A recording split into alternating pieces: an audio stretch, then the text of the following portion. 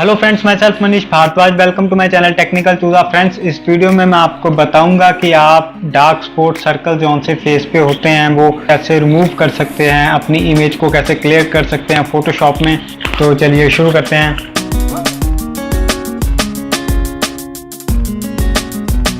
Friends, ये मेरा Photoshop open हो चुका है। इस इमेज को मैं यहाँ इंपोर्ट कर लेता हूँ।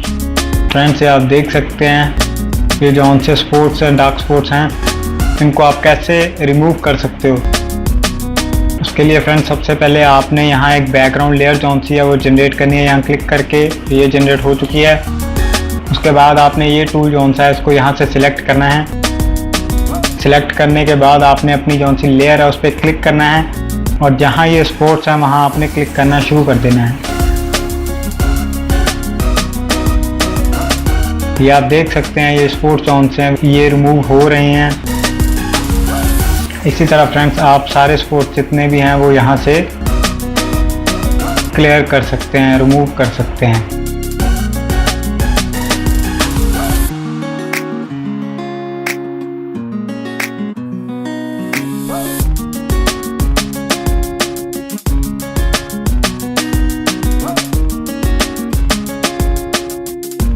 फ्रेंड्स, ये आप देख सकते हैं जो स्पॉट्स थे वो यहाँ से रिमूव हो चुके हैं।